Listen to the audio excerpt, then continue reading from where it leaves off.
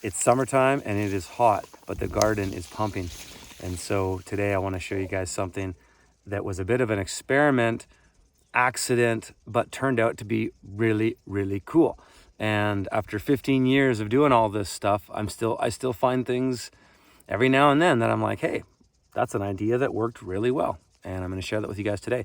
So what that is I've got this area here in my garden where it's a path, and it was originally used as machine access when I was building out this terrace with all the soil that I've moved around from place to place on my property, rocks and soil. And after I didn't need the machine access, I have access around. There's another path here that goes around this terrace. So I have access and I don't need this anymore. So I just converted it into this kind of creative shaped beds. And I just put rocks around them, really lazy.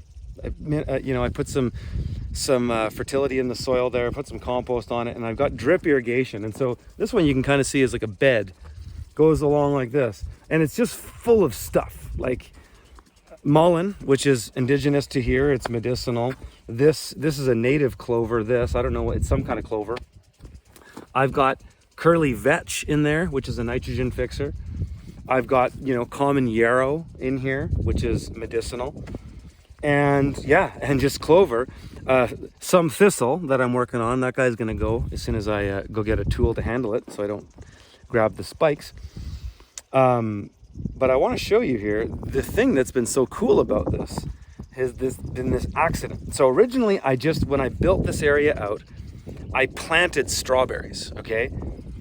And all this stuff that's in here, I've let it just come here. This is all just natural to here. The only thing I've been pulling out are the thistles and the prickly lettuces, or the devil's lettuce, whatever you want to call them, these things. But the strawberries are incredible.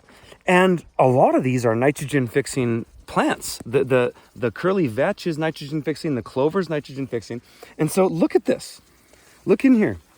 This amount of strawberries in here, and you wouldn't think that if something was so densely grown. Look at this. And we've been picking over these for days. In fact, weeks now, actually. But it is loaded with strawberries. And it's the clover is actually benefiting it because it's keeping it shaded so that the sun doesn't beat down on the strawberries and, over ripens them, and then they rot really quick. Anybody who's grown strawberries knows that's what happens. But this has created this environment where, look at this, I can come in here and they're just everywhere. Those are these, they're a white strawberry, and they get red once they get really, really ripe.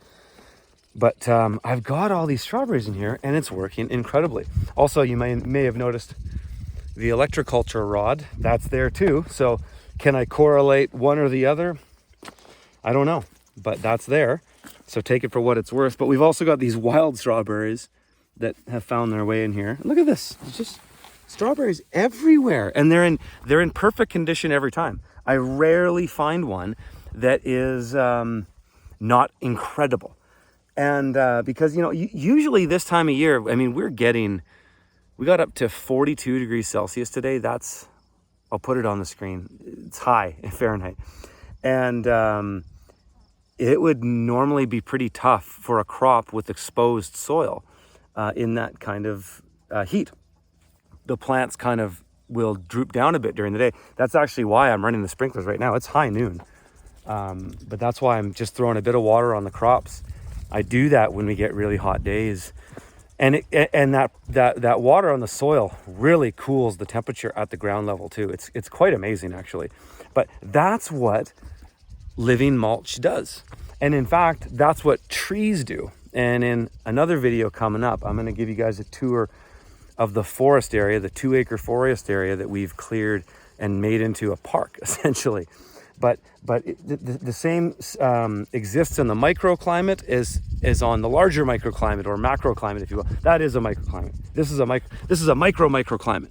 But this is so cool. So anyways, I thought I'd share that with you guys, and hope you're having a fantastic day. We'll see you in the next one.